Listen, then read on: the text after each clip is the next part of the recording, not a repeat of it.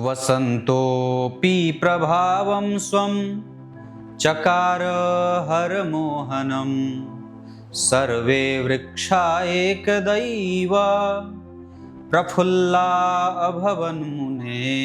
प्रिय दर्शकों नमस्कार, एक बार फिर से उपस्थित हूँ आप सबके सामने। आज के कार्यक्रम में कोई भी शुभ ग्रह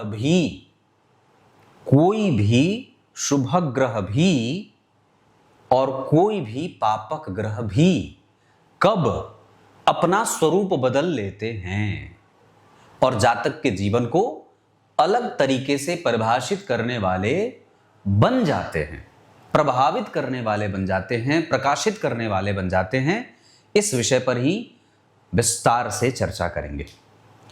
आपकी कुंडली चाहे जिस किसी भी लग्न की हो, आपके पास पड़ोस, आपके इष्ट मित्र, रिश्तेदार, नातेदार, किसी की भी कुंडली आपके पास आती है, आप कई बार ये कंफ्यूज हो जाते हैं उसे देखकर कि इसमें मैं गुरु को शुभ कहूं या पापक कहूं, राहु को शुभ कहूं या पापक कहूं, चंद्रमा को शुभ कहूं या पापक कहूं। इस वजह से आज का ये पूरा सेशन इस विषय पर ही केंद्रित है कि हम अगर ये जान जाते हैं कि कौन सा ग्रह फला कुंडली में शुभक बन रहा है और कौन सा पापक बन रहा है, तो फलादेश करना बड़ा सरल और सहज आसान हो जाता है। आज का कार्यक्रम बिल्कुल भी छोड़िएगा मत। जो भी आपके लोग जो ज्योतिष में रुचि रखते हैं उन तक ये कार्यक्रम पहुंचाइए। शुरू करते हैं आज का कार्यक्रम, कहीं नहीं जाना है, बिल्कुल बन के रहिएगा।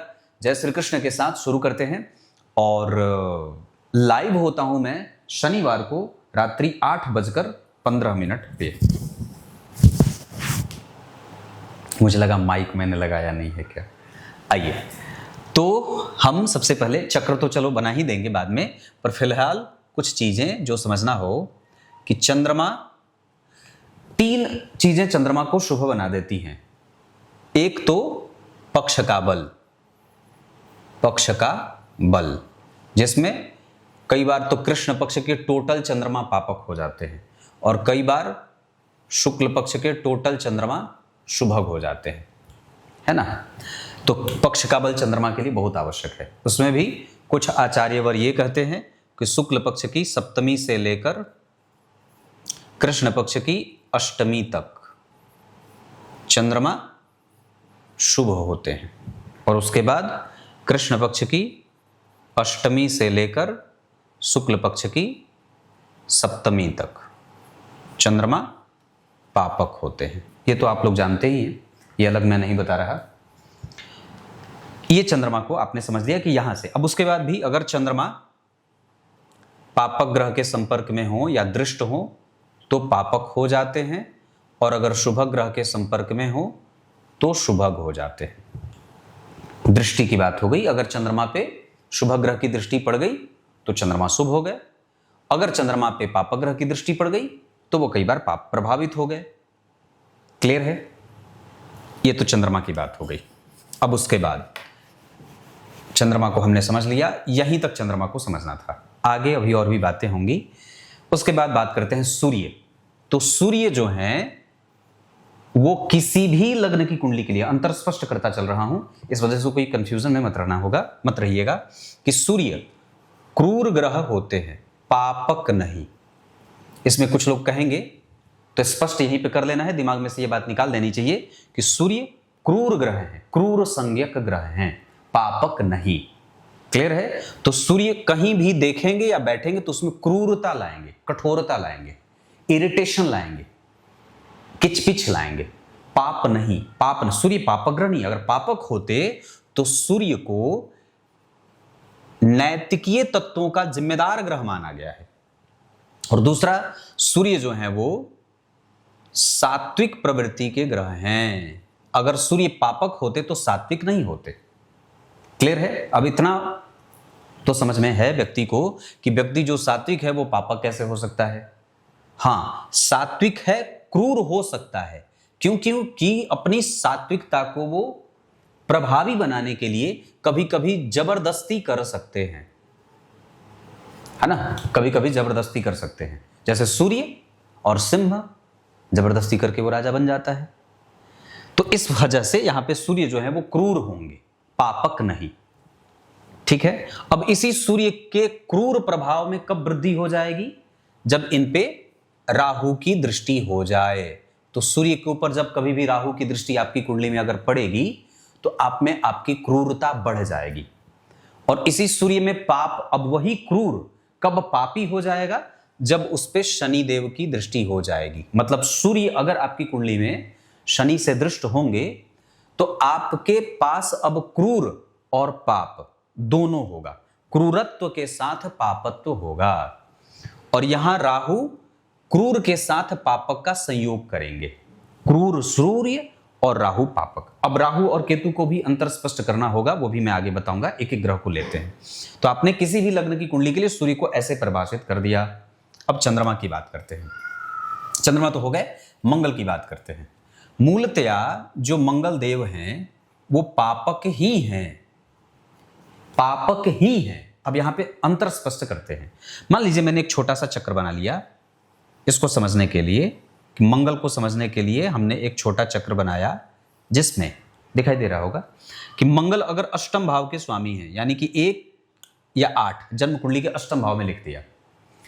तो अगर जन्म कुंडली के अष्टम भाव में मंगल बैठेंगे या मंगल की राशि बन गई तो ये पापक होंगे। अगर अपनी राशि में बैठेंगे, अगर अष्टम भाव में इनकी अपनी राशि बनी, यहीं बैठ गए, तो ये उतने पापी नहीं होंगे, लेकिन ये पापी ही कहे जाएंगे। तो नेचर के हिसाब से मंगल सदैव पापी ही होंगे। इनके ऊपर शुभ ग्रहों की दृष्टि इनके पापक नेचर को कमजोर कर सकती है, बदल नहीं सकती कि पापक है तो पूर्णतया शुभ हो गया, नहीं। अब जैसे उदाहरण है कि मान लीजिए अगर मंगल पापक होते हैं तो किसी व्यक्ति की कुंडली के लिए अगर वो नवम भाव के स्वामी हैं,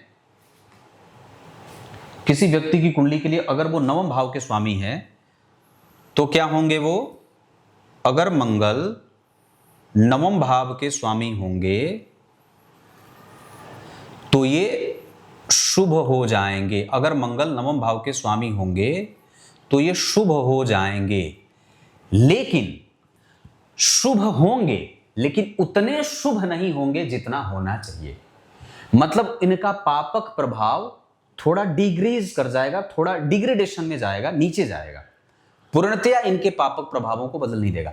अब जैसे कोई शुभ ग्रह गुरु, अगर गुरु नवम भाव के स्वामी हैं तो वो ज्यादा शुभ हैं, ठीक है। और अगर नवम भाव के स्वामी शनि हैं या मंगल हैं नवम भाव के स्वामी, तो ये उतने शुभ नहीं हैं, शुभ हैं पर उतने नहीं, थोड़े माइनस के साथ। इस वजह से यह नैसर्गिक रूप से है कि पापक शनि और मंगल होते हैं। इनका पापक प्रभाव बढ़ता और घटता रहेगा जैसे शुभ ग्रहों का प्रभाव। अब यहीं पे एक लाइन और लिख देता हूं।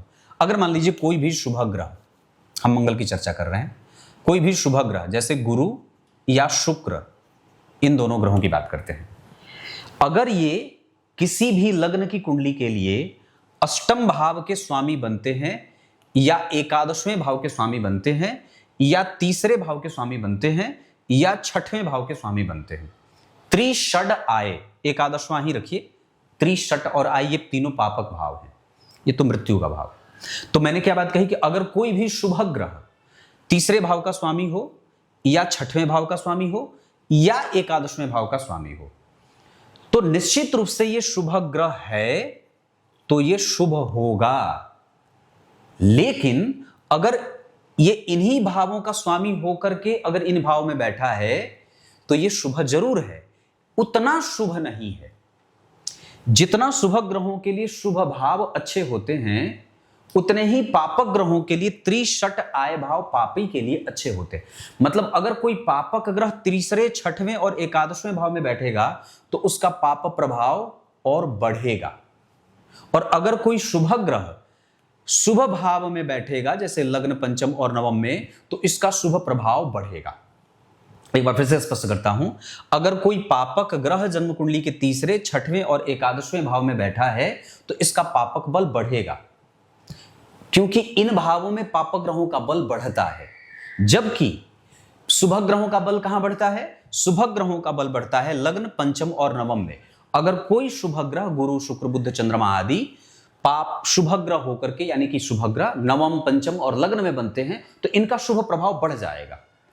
क्लियर है? मतलब अब ये अगर 5 फल देने वाले थे तो इन भावों के स्वामी होने के कारण इनका बल 10 हो जाएगा। और वहीं अगर कोई पापग्रह तीसरे, छठे और एकादशवें भाव का स्वामी है तो ये 5 अगर पापक है तो इसका बल अब 10 बढ़ जाएगा पाप के मामले में, या उसका पाप प्रभाव, उसका एग्रेशन बढ़ेगा, इंपल्सिव हो जाएगा। और स्पष्ट है? तो मंगल और शनि सदैव पापी ही होते हैं, ये बात समझनी होगी। ये अब और भी अभी कार्यक्रम की मुख्य बात जो है वो मैं अभी अंतिम में और भी बताऊंगा, पहले और भी थोड़ा स्पष्ट कर लेते हैं। राहु और केतु तक आ जाते हैं। तो मैंने क्या बात बताई कि गुरु, शुक्र, चंद्रमा और सूर्य की बात हो गई, मंगल की बात हो गई। अब बात बुध की करते हैं। तो अगर कोई भी बुध जो है, अगर ये तो बात आप जानते हैं कि शुभ ग्रह के साथ बैठेंगे तो शुभ प्रभाव, पापक ग्रह के साथ बैठेंगे तो पापक प्रभाव। बुध जो हैं वो नपुंसक ग्रह हैं, ये बदलते रहते हैं, स्टेटलेस हैं ये, या ये कह सकते हैं कि काफी संवेदनशील हैं।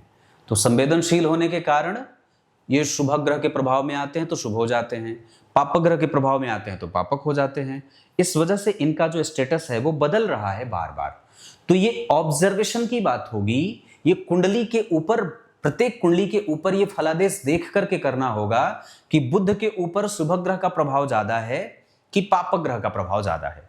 अगर पापक ग्रह उनके ऊपर ज्यादा देखेंगे तो आपके बुध पापक हो जाएंगे। अगर बुध के ऊपर शुभ ग्रह देख रहे हैं ज्यादा तो वो शुभ ग्रह ज्यादा होंगे, ये शुभ और पाप बदल जाएंगे। अगर पापक ग्रह की अधिकता है तो 50% पापक होंगे, अगर शुभ ग्रह की अधिकता है तो 50% पाप शुभ हो जाएंगे। मतलब ये बदलने वाले ग्रह हैं।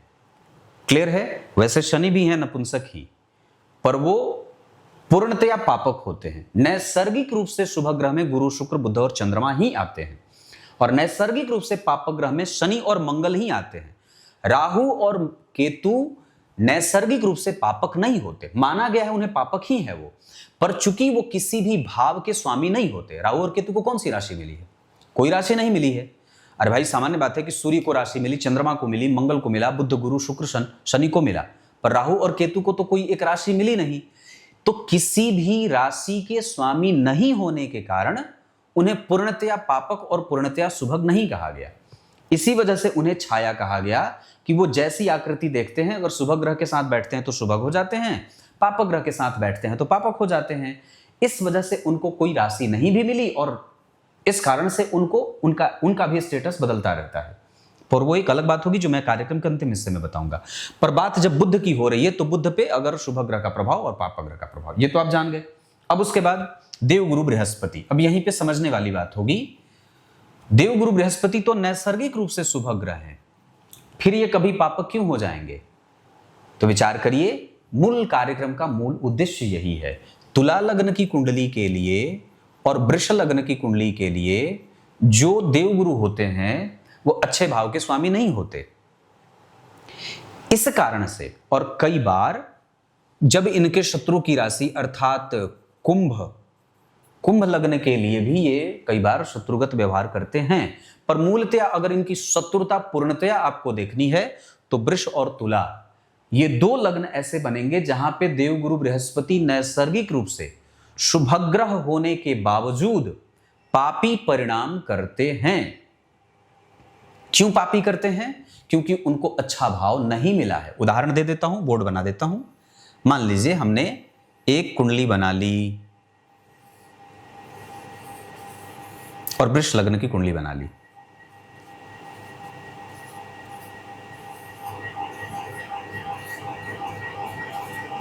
वृष लग्न की कुंडली बना ली, इनको कौन सा भाव मिला?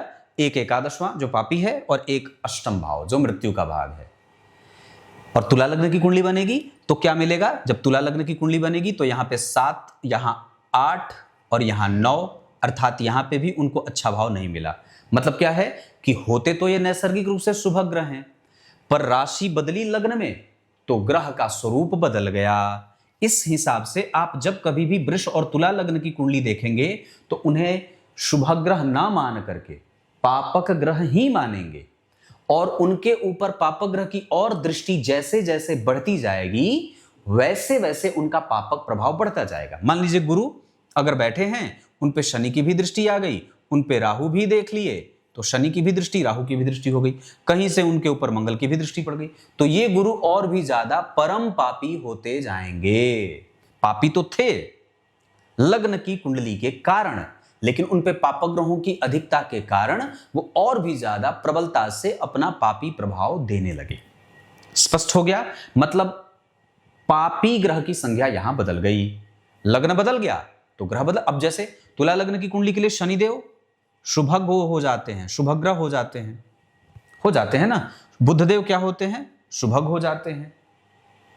जबकि तुला लग्न की कुंडली के लिए मंगल देव मारक या पापी हो जाते हैं, वहां पे भी उनका दोष जो स्वरूप है वो बदल जाता है। जबकि मेष लग्न की कुंडली के लिए मंगल देव पूर्णतया शुभग्रह हो जाते हैं, क्योंकि शुभ भाव के स्वामी होते हैं, है ना। इस हिसाब से ग्रहों का स्वरूप बदला। कब बदला? जब लग्न में बनने वाली राशि बदल गई। तो आपने यहां पे गुरुदेव को देख लिया। अब बात शुक्रदेव की करते हैं।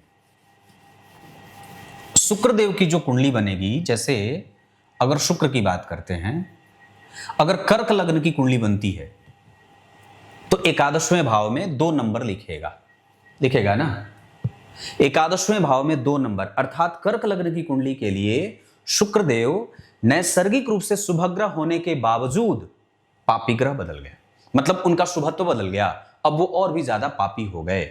हां, ये बात जरूर होगी कि अगर कोई शुभग्रह है तो उसका जो पाप प्रभाव है वो उतना ज्यादा नुकसान नहीं करेगा जातक के लिए जितना कि कोई पापी ग्रह करता है, या ये कह सकते हो उसका पाप प्रभाव बढ़ा। मैंने जैसे कहा था तीसरे, छठवें और एकादशवें भाव के बारे में। तो किसी भी शुभ ग्रह का पापी होना उतना ज्यादा पापी नहीं होता है बनिस्पत अगर आप किसी पापक ग्रह को पापी बना रहे हैं, या उस लग्न की कुंडली के लिए पापी ग्रह पापक बना। तो शुक्र जो हैं वो कर्क लग्न की कुंडली के लिए क्या हो गए? नैसर्गिक रूप से शुभग्रह होने के बावजूद कर्क लग्न की कुंडली के लिए वो पापक बन गए ना।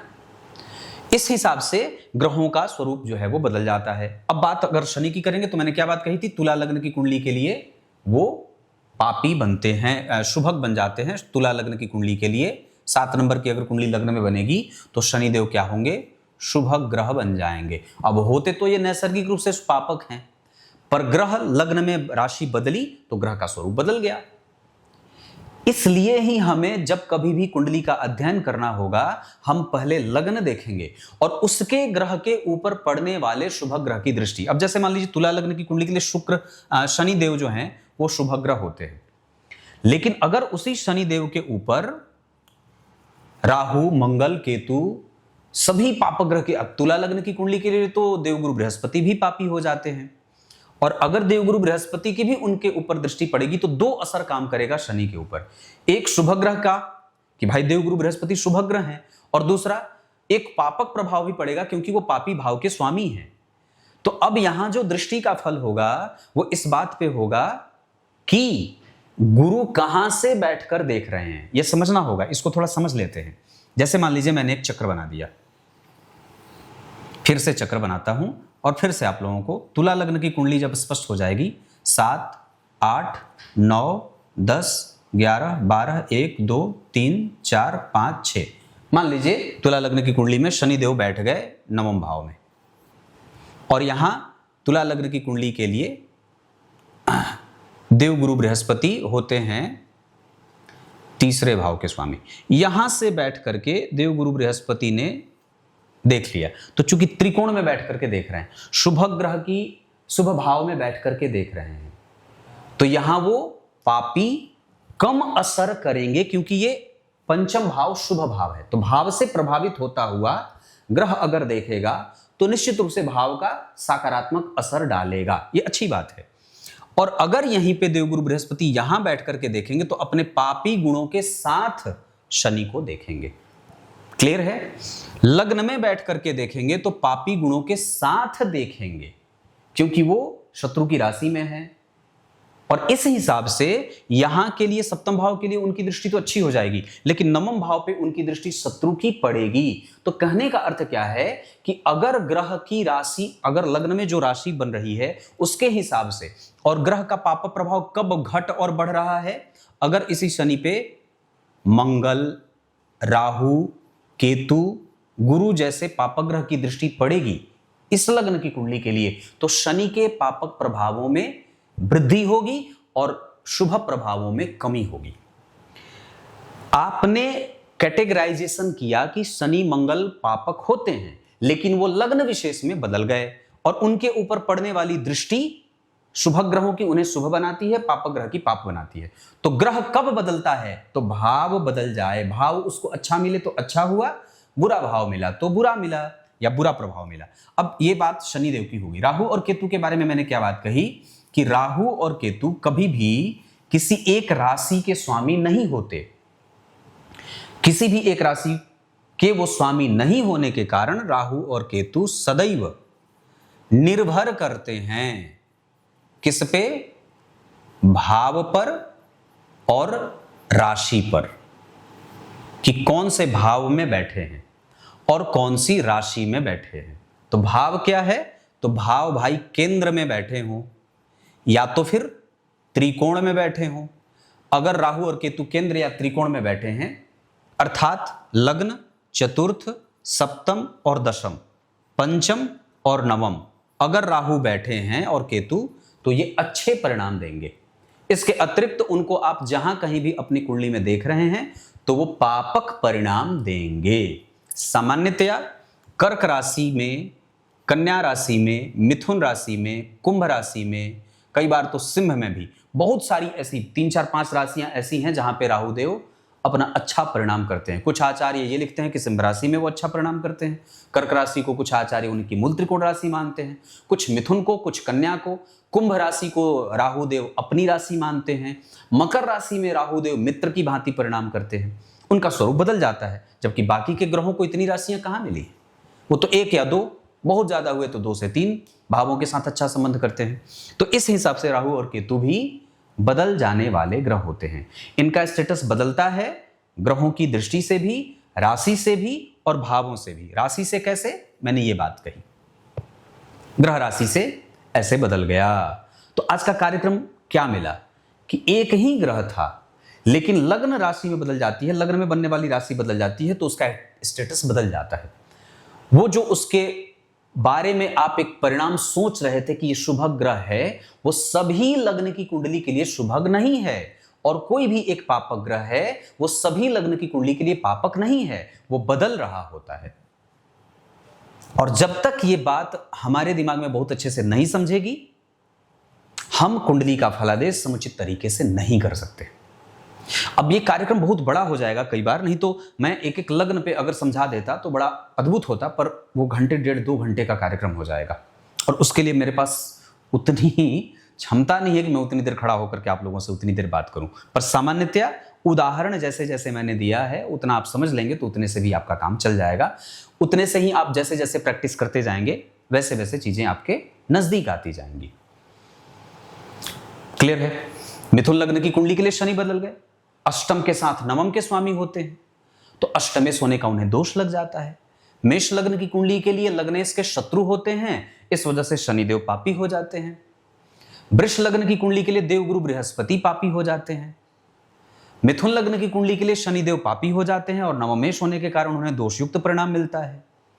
कर्क लग्न की कुंडली के लिए भी देवगुरु बृहस्पति तो अच्छे होते हैं पर वहां पे शनिदेव खराब हो जाते हैं, और भी ज्यादा कब खराब हो जाएंगे जब उन पे पापक ग्रह और राहु और केतु और आदि ग्रहों की दृष्टि पड़ जाए। सिंह लग्न की कुंडली के लिए परम पापी और परम मारक हो जाते हैं। कन्या लग्न की कुंडली के लिए दोषयुक्त हो जाते हैं शनिदेव, क्योंकि 6वें भाव के भी स्वामी होते हैं। तुला लग्न की कुंडली के लिए जहां अच्छे होते हैं वहीं देवगुरु बृहस्पति जैसा ग्रह पापक हो जाता है। मकर, तुला के बाद वृश्चिक लग्न की कुंडली के लिए मंगल लग्नेश होते हुए भी, गुरु अच्छे होते हुए भी वहां पे शनि सबसे खराब ग्रह हो जाते हैं। चतुर्थ भाव मिला होता है पर फिर भी तीसरे भाव के स्वामी होने के कारण उन्हें दोषयुक्त कह दिया जाता है। धनु लग्न की कुंडली के लिए सामान्य हो जाते हैं, द्वितीयेश और तृतीयेश होते हैं, एक तो मारक भाव भी उन्हें मिल जाता है। धनु लग्न की कुंडली के लिए द्वितीय भाव मारक और द्वितीय भाव से भी ज्यादा कई बार तीसरा भाव मारक होता है। तीसरा भाव भी कम मारक नहीं होता, क्योंकि वो अष्टम का 8वां होता है ना, इस वजह से तीसरा भाव और डबल ट्रिपल मारक हो जाता है। सप्तम मारक स्थानम तस्मातु प्रबलम धनम। सप्तम स्थान से ज्यादा प्रबल मारक तो द्वितीय स्थान होता है, और द्वितीय स्थान चूंकि अष्टम स्थान का 8वां होता है, तृतीय स्थान, इस वजह से तृतीय स्थान तो सबसे ज्यादा प्रबल मारक हो जाता है। तो वहां पे तो धनु लग्न की कुंडली में शनि देव जो हैं वो और भी ज्यादा, मतलब डबल ट्रिपल कितने स्तर के मारक हो जाते हैं, तो कोई समझने वाली बात ही नहीं हो जाती, बहुत बड़ी बात हो जाती। वृश्चिक, धनु, मकर के लिए लग्नेश होते हैं, लेकिन द्वितीय होने के कारण दोषयुक्त भी हो जाते हैं। पर दूसरे आचार्य ये कहते हैं कि चूंकि लग्नेश है, इस वजह से उसे धनेश होने का दोष नहीं लगेगा। ये धनेश होने का दोष उन्हें तब लगेगा जब द्वितीय भाव में शनि बैठे और राहु और केतु मंगल आदि से दृष्ट हो। तो वही लग्नेश था, वही मारक भी बन रहा। बदल गई ना बात। कुंभ, तो कुंभ है तो जन्म कुंडली में लग्नेश होते हैं, लेकिन 12वें भाव के स्वामी होते हैं, इस वजह से वहां पे वो नेष्ट भाव के स्वामी हो जाते हैं, तो उन्हें कई बार दोष और भी ज्यादा लगे, वहां भी वो मारक हो जाते हैं। अब ये बात तब जाकर के सिद्ध होगी जब वो 12वें भाव में बैठे रहेंगे तब। अगर लग्न में बैठे तब तो अच्छी बात है, द्वितीय में बैठे, लग्न में बैठे हैं तो अच्छी बात है, 12वें में बैठे हैं तो अच्छी बात है, लेकिन इसके अतिरिक्त अगर कहीं बैठे हैं तो कई बार वो दोषयुक्त भी हो जाते हैं। उनका दोष और कब बढ़ जाएगा? जब उस पे पाप ग्रहों का बल बढ़ जाए, मंगल, राहु, केतु और देख लें। तो कुंभ की बात हो गई। मीन राशि में तो वो स्वतः 12वें भाव के स्वामी ही होते हैं, पापी भाव के स्वामी ही होते हैं, इस वजह से उनका पापा प्रभाव और भी बढ़ जाता है। समझ में आ गई होगी बात, क्लियर है? अब आइए कार्यक्रम के आरंभ में मैंने जो श्लोक पढ़ा था उसका अर्थ बता दूं। भगवान वेदव्यास लिखते हैं कि ब्रह्मा जी ने कामदेव को कहा, जाओ, शिव जी तपस्या कर रहे हैं, काम का प्रभाव डालो और उनकी तपस्या भंग करो ताकि उनका विवाह हो। क्योंकि उन्हें अपना जो है वो क्या है, वो अपना शाप भी तो उन पे फुलफिल करवाना था कि भाई मैंने कामदेव को शाप दिया है कि तुम्हारा शरीर जल करके भस्म हो जाएगा, और इस वजह से मुझे कामदेव को उसके पास भेजना होगा। तो सारी चीजें, कामदेव अपनी पत्नी रति के साथ जाते हैं और खूब तपस्या में लीन भगवान के ऊपर अपना काम के बाण चलाते हैं। भगवान शिव इतनी तपस्या में लीन थे कि उन पर और उनके गणों पर भी, यहां तक कि उनके गणों पर भी कामदेव का कोई असर नहीं होता है। आगे क्या होगी बात कल बताऊंगा, तब तक के लिए इजाजत दीजिए। कार्यक्रम प्रत्येक दिन देखा करिए, मेहनत करता हूं तो उसे पसंद किया करिए। तब तक के लिए बहुत बहुत नमस्कार।